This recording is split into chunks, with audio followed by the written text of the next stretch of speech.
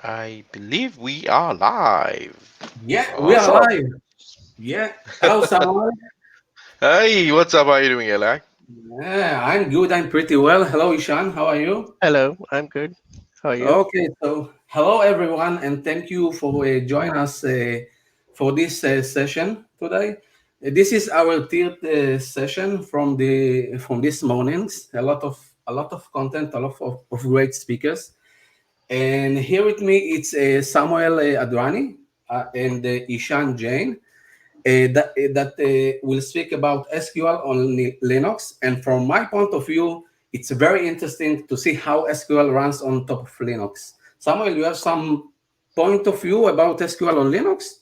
Yeah, traditionally people have thought that, SQL is only, for Windows-based platforms. So it's interesting to see, how times have changed and the fact that Microsoft's embracing, open source and that you can actually run SQL on Linux because most workloads now production are in Linux. So I'm actually interested to see how that goes in today's session. Okay, it's going to be very cool. So, Ishan, yeah, the stage is yours. Yep.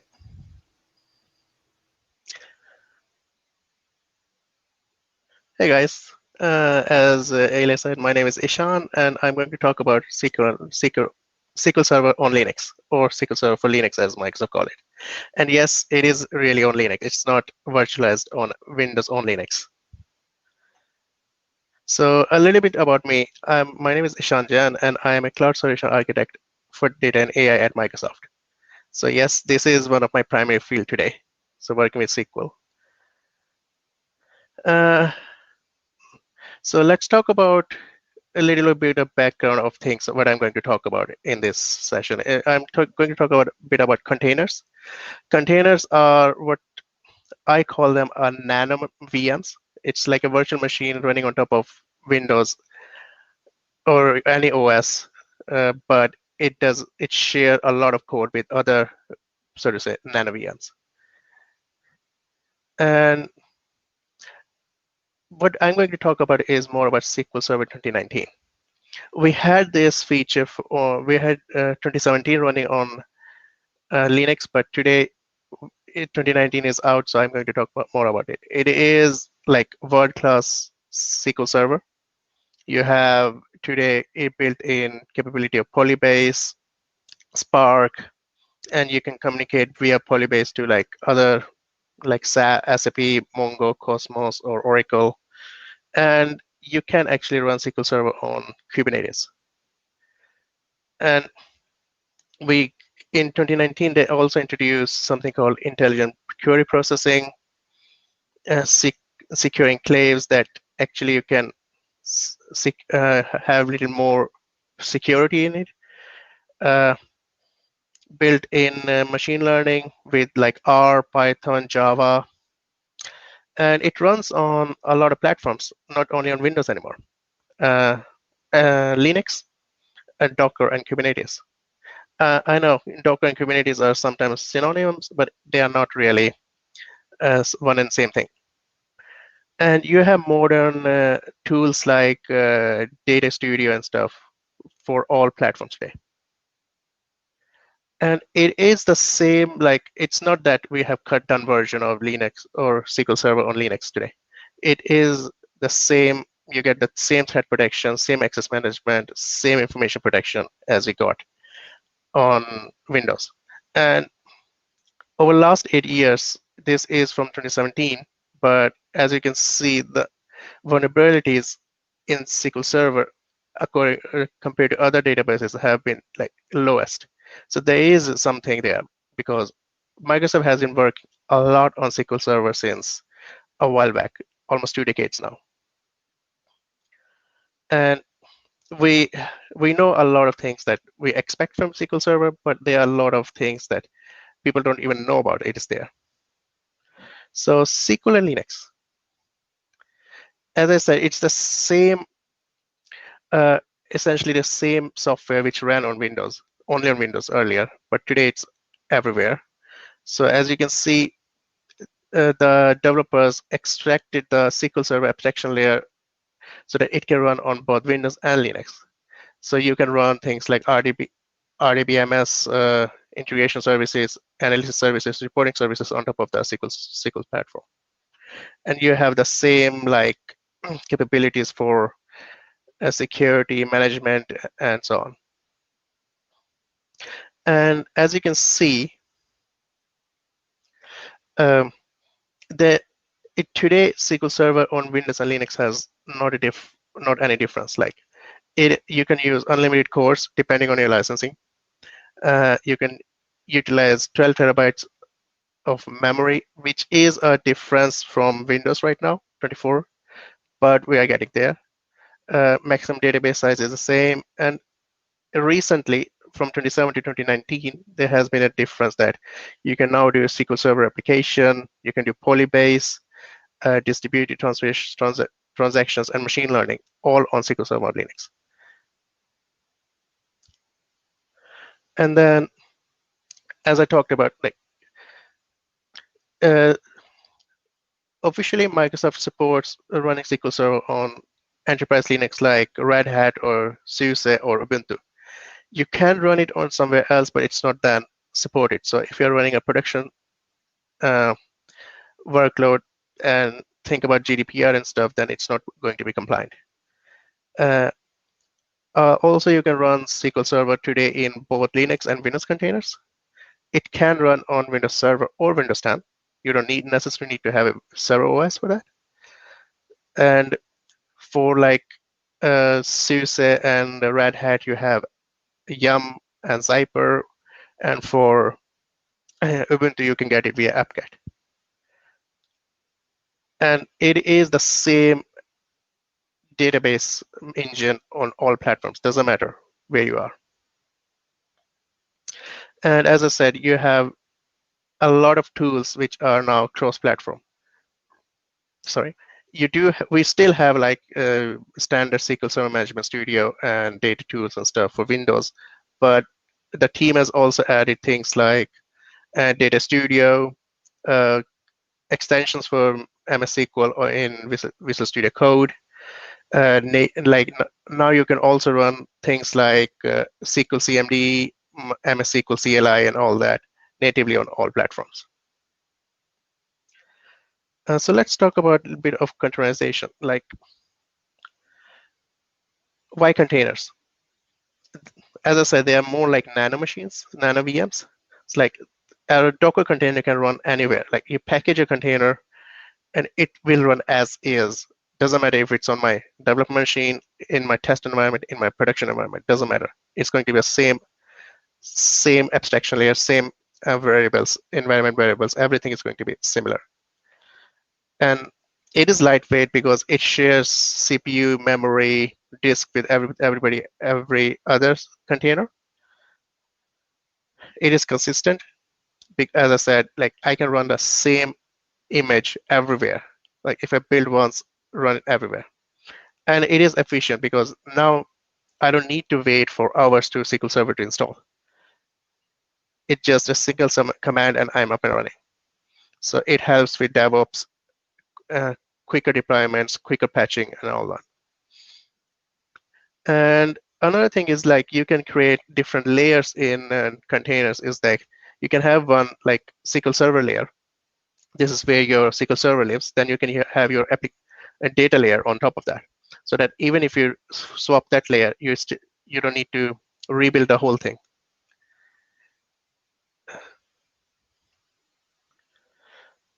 And another thing is like, as I said, you can switch from one, like a simple upgrade is, as I said, like you change the version, it just switched to a different container, but the persistent storage and everything is still same.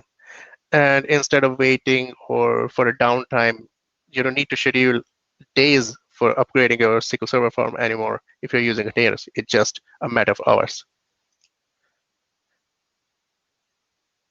Then we have like built-in high availability scenarios in Kubernetes. So let's say you're running a SQL Server in a single pod, and that pod fails. So the load balancer will notice that that pod has failed, and it will create a new pod by itself. You don't need to do anything. It's already built into Kubernetes. There's no extra, so to say, overhead. And because we are using persistent volume storage, it is always there.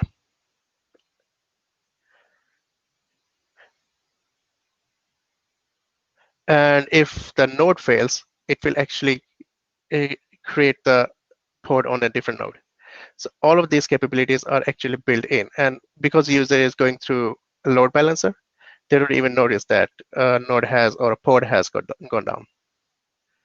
Then there's another scenario, like availability groups. You have one operator, and then it's running like a cluster of 3 different SQL servers in a availability group. And as you know, we can only have one primary, and everything else has to be secondary. And then there's a load balancer and so on. Let's say our primary fails. So the Kubernetes will itself designate another of one of our secondary as primary. And when then it spins up a new node, because we said that it has to have 3 replicas, it designates that one as the secondary. And because we're working through a load balancer, users don't even notice that our primary went down and switched to a secondary. And now, why should you run SQL Server in a container instead of traditional installation? Well, traditional installation is you download a package. On Windows, it's either ISO or exe. Uh, on Linux, it can be a RPM or RPM package via yum or zyper, or a deb package via apt. And then you install it, you wait until it installs, and you run. It can take, sometimes if we're installing a SQL Server form, it can take days or even weeks. But if you run in container, you just type a command and it downloads the container and it's ready to run. No installation, nothing, because container is prepackaged with installation and everything that's needed to run it. Let's try a demo.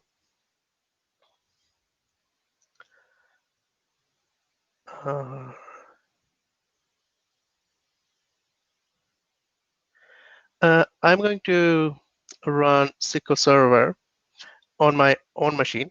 Hopefully it will run today. I'm using WSL, so I have Ubuntu installed on it. And I have put my um, Docker to run on top of WSL2, as it was just released. And I am going to run a simple Docker Compose, which is going to pull a SQL Server, latest image from Microsoft's repository, mount a volume, which is this folder, data, tell it to keep it running unless I say to stop it, and then I'm going to push some variables like, yes, I accept the EULA, my assay password, and what type of SQL Server I want to run. And I want to redirect the ports. Simple, I could have run it through a simple script, but I chose to do it at Docker because it's easier to demo.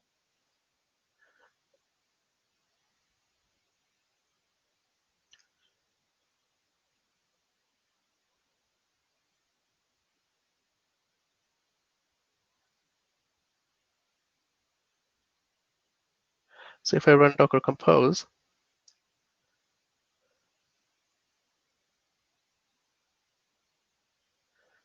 here you see I already have the image downloaded.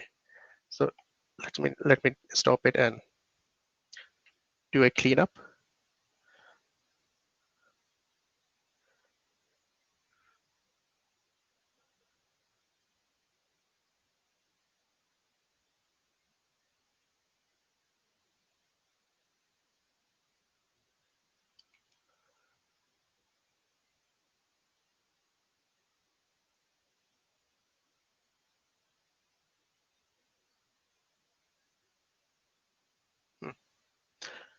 Well, anyway, it will download the image if I delete it, but for some reason I have something else running. So let's just run the Docker compose again.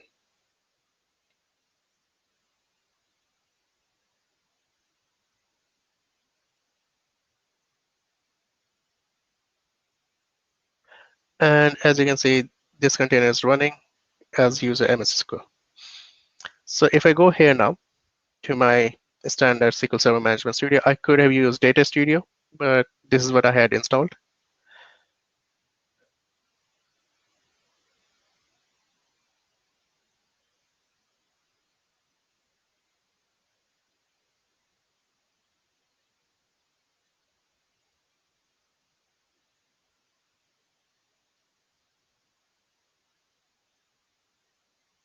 There we go. So localhost. As you remember, I did, if we look here, I did tell it to forward 1433 to my localhost. And I will just copy the password from here.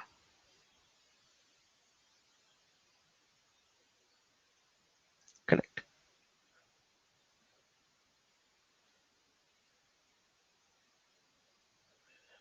And as you can see, I'm connected to the database. I don't have, because I just created a new database. And if we look here, this is the folder we had created, and here are the standard SQL Server database files. And like you have your model, you have your temp DB, and so on. Even master is here. But like if I create a new database,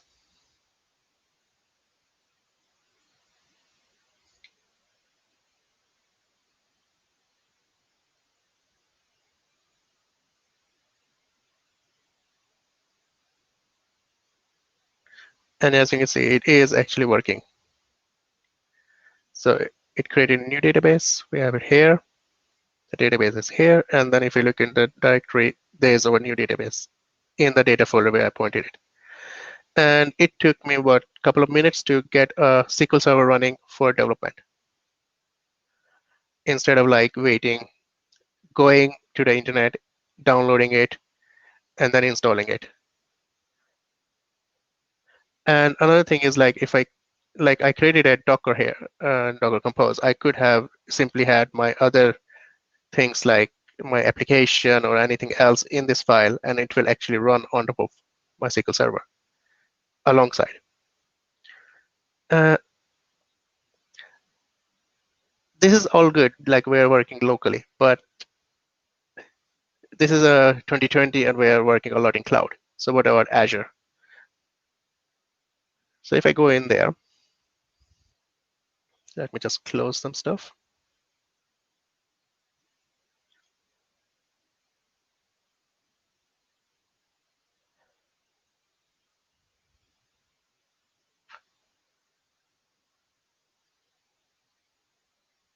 Oh, yeah, a bit better. So here I have a container instance running. So I'm going to try to run Microsoft SQL Server 2019 as a container instance. For that, I have created a little command line and do this. So what it does simply, it will ask, I'm using Azure CLI because I find that most convenient, as it is the cross-platform as everything else we try to do at Microsoft now. So I'm going to create a container. I'm going to use the same exact image as I used before and get the latest from the server. And name, I'm going to generate a random name. I'm going to put into this resource group, demo June 2020. And I'm going to assign 3.5 GB of memory. SQL Server do need a minimum of 3 GB. Otherwise, it will fail if you don't allocate 3 GB of memory. And again, forward the port 1433. Same variables as earlier. Yes, I accept the EULA. This is my as a password, and I still want to use Express, and I want to deploy it into North Europe. And because I want to have a bit of control, so I will put the DNS name same as my name. So let's see.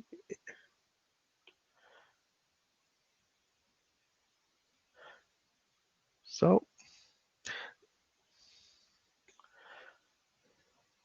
if we go to the next folder, sorry.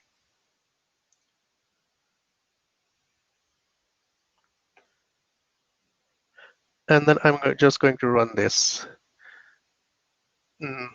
command line. Sorry.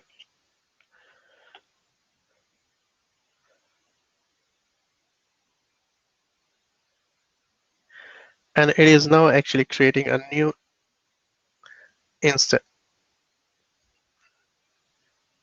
of container instance. Let's see, it is running.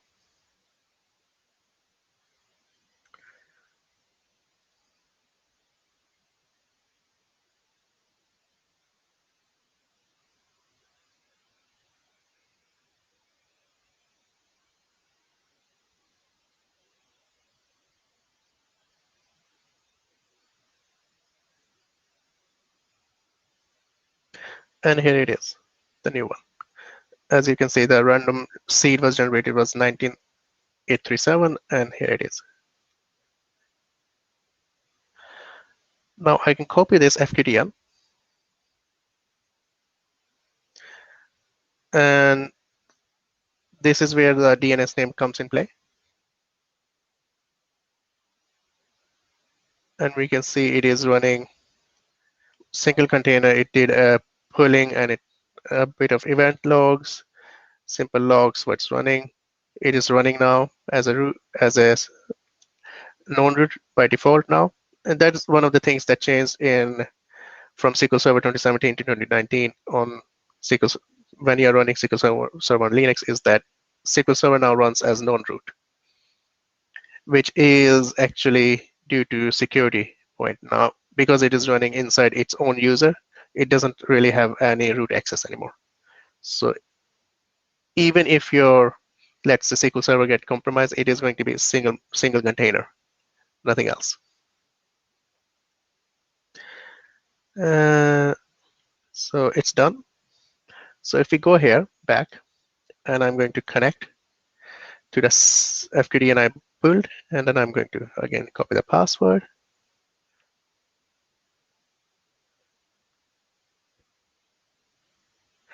And here it is. And if I right click here and go to properties, and as you can see, operating system, it does says Ubuntu now, and it is running on Linux. It has 2.6 GB of memory and 4 processors. And this is running in a container instance now. And if you look at similarly here, properties on localhost, which might have died by now, sorry. Let's leave that. So as you can see, if I really want something quickly, I can actually set up something in ACI. It took me maybe, again, a couple of minutes to set up. Now I don't even have to have things like Docker or WSL or anything installed on my machine. And I can just run a test environment either for like load balance, like a benchmarking scenario for your application or something in a container instance. The thing you need to remember for container instance is that it is a volatile running inside a volatile memory, because I decided not to mount storage. So as soon as I kill it, it will actually remove all the data I had. And then lastly, I have a last demo and as you remember, I talked about that you can run SQL Server on Kubernetes now. So I have created a Kubernetes cluster. It has single node for now. And for this demo, this is more than enough. And I'm running 116. It doesn't matter which version you run. I have tested on 112 and up, and it runs fine. So let's dive in.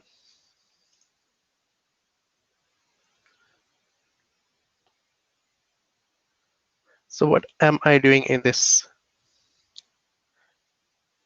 So I'm going to create a new, first of all, I'm going to clean up all the previous stuff. I create a new namespace called MSQL. It is always good in Kubernetes to isolate your stuff in namespaces if you can. And then I'm going to create a new secret, which is going to be my password inside the newly created namespace. Then I'm going to create a persistent volume container, and I'm going to deploy the SQL Server. So let's start here, persistent volume container. It is a standard PVC template. We are going to create an Azure disk with standard LRS. So it is only going to be locally redundant. And it's going to be in the mode of read write once, and then I'm going to allocate 8 GB. And in here in MS SQL deployment template, so I'm going to create one deployment, which is going to be called MS SQL deployment, and then in that create a pod with single replica. Replicas are in Kubernetes a way to tell how many of this how many instances of container I want. And then I will, because it is Linux and we have different users and so on, so I'm going to actually, before I actually create my container, I'm going to create an init container before that, temporary, which will, on my persistent volume, mount a path and then run this command, so that it's going to make sure that my SQL Server has access to this persistent storage. And then I'm going to pull exec, or like the, here I'm defining in 2019, but I could have just done latest. And I'm going to pull it from the same place, Microsoft's Azure container registry. Again, forwarding port 1433, telling it it's Express. Yes, I accept the EULA. And here is something which is a bit different, is that we're going to pull the SA password from the secret. As you remember, we created a secret here. And this way you can actually reuse the same password for all your instances. And once it's in the secret, you don't need to retype the password each and every time. So if you go back here and then mount my volume, which is var opt MSQL. And then I'm going to create a new service, a load balancer, and going to forward port 1433 from my container so that I can actually access it from the world. So again, I created this creative CMD to run all these. So let's do that.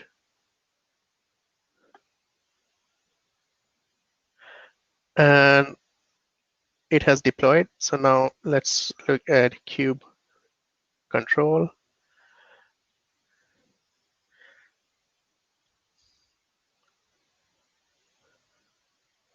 Let's look at the deployments first. How many have been deployed? As you can see at the end, let's do it this way instead.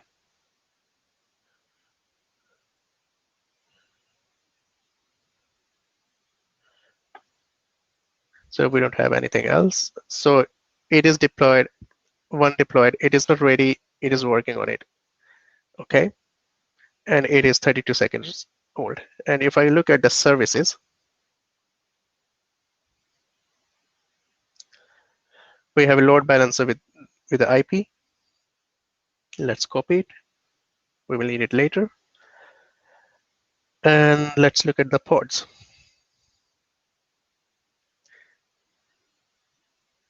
So it is initializing a new pod,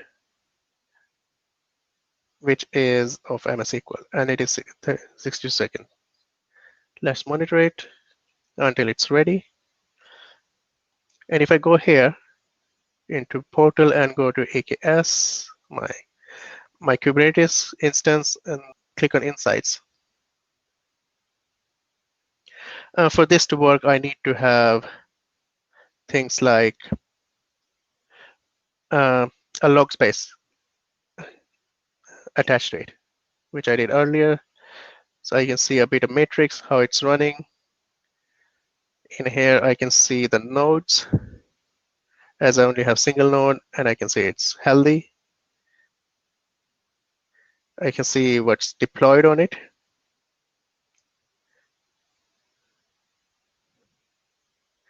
And if I go to controllers,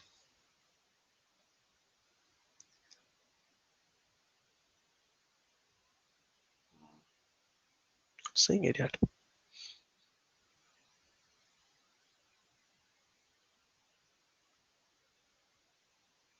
Okay, let it work.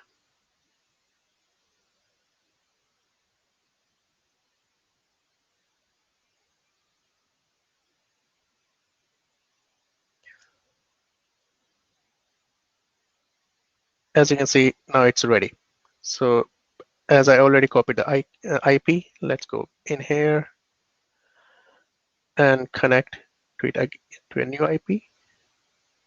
Copy the password because I'm lazy. Connect. And again, if I right click properties, you can see it is running Ubuntu Linux 64-bit, and it allocated 60 GB of RAM with 2 processors.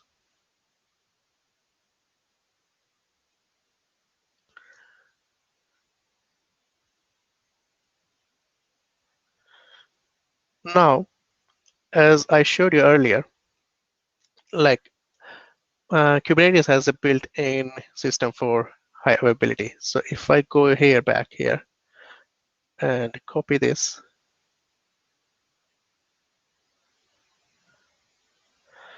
and delete the pod, kubectl,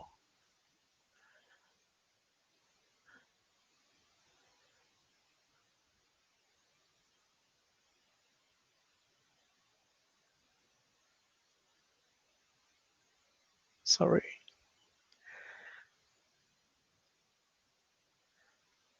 So now I'm deleting the pod. So if I start a new instance, kubectl get pods namespace, and now it started a new. It already started a new pod. As you can see, this one is K42K9, and this one was a KFSQ6. And I'm still running. Because we are connected to a load balancer, it's still running from the same instance. So I can still do my stuff. So even if anything happened here, like you were running a long query and your container failed, it will might have a hiccup of a couple of seconds, and then it will run again. That's that.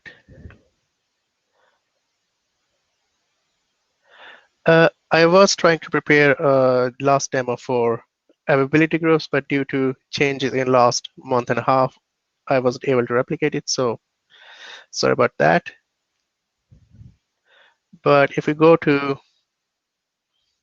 how you can actually get your migrate your legacy SQL Server from Windows to to Linux, it's actually the same way you would have done before.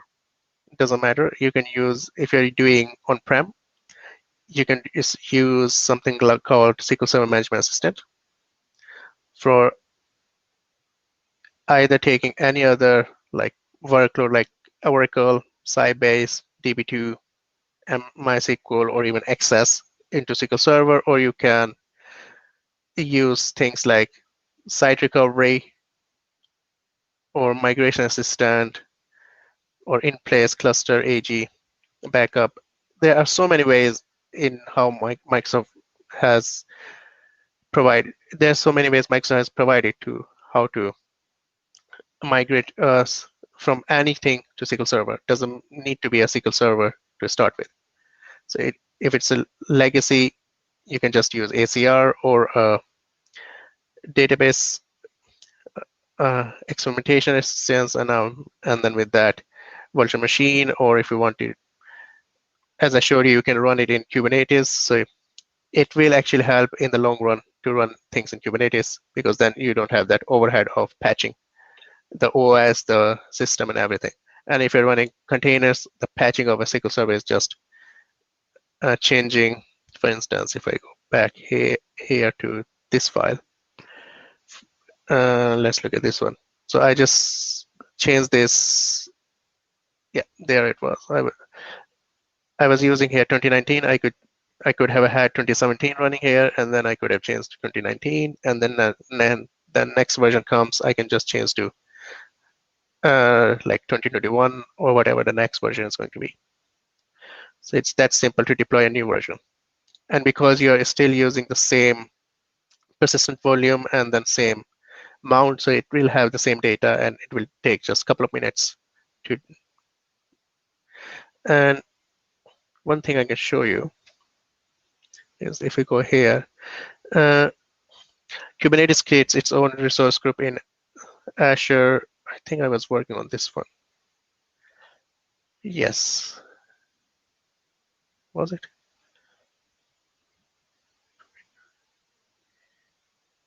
Yes, I accidentally worked on the wrong one, but it doesn't matter. Like here, it created a new PVC as I asked it. So it does show up as a disk in your portal, and then the load balancer's IP is actually a IP from Azure, so it shows up here. And the reason I couldn't see anything was because I was using wrong. So if we go back here, this one.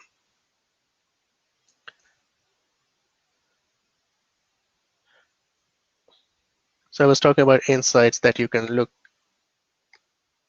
look at how things are doing already here if you don't have command line installed. So here's my deployment of MS SQL.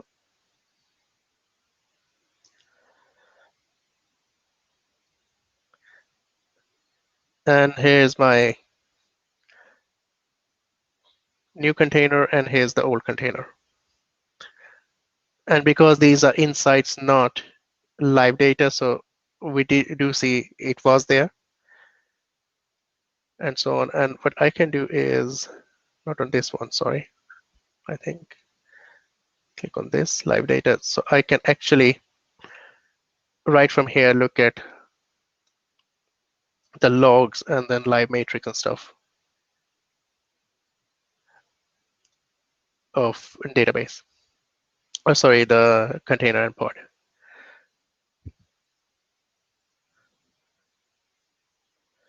And if you want to learn more about SQL Server 2019 on Linux, so you can go to aka.ms/ss19. So SQL Server 19, so SS19, how to run on Docker and so on. So it's /SQL containers. If you want to join the early adopters program, it's at EAP sign up. And Microsoft will have provided a lot of workshops around SQL, so you can access them on SQL workshops. And that's a wrap for me, I guess. So thank you. You can find me on bithunter.sc or LinkedIn/bithunter or GitHub/bithunter. I am going to post this deck on bithunter.se sometime this week, so you can find all the snippets and everything there. And if you don't mind, please scan the QR code and sign up for the newsletter from Microsoft on SQL Server on Linux. Great. Thank you, Ishan. Was absolutely great session. And we have questions from the live chat. And Yep, Jain is asking about SQL on top of Linux for production scenario. yep. So it is like it is the SQL Server on Linux is GA, general available. It went GA actually. What was it now? Eight 8 months ago. So I know a lot of my customers are actually running SQL Server on Linux in production. It is the same server, and the reason they chose to run it on Linux is because they have different workloads. They were primarily Linux workshop, but because of SQL Server, they had to use Windows. But now they can ditch the Windows and run everything on SQL Server on Linux. So it is easier management for them internally. Okay, thank you. Any other questions? We have still a minute or two for any other questions. Ishan is here. And Samuel, you have any point? You have something to share, or we can continue to the next session? Okay, if we don't have any questions, so thank you, Ishan. Thank you. Thank you, Samuel. And our next session is JavaScript app on cloud. So join us to the next session. Thank you, everyone. Have a nice day. Thank you. Bye.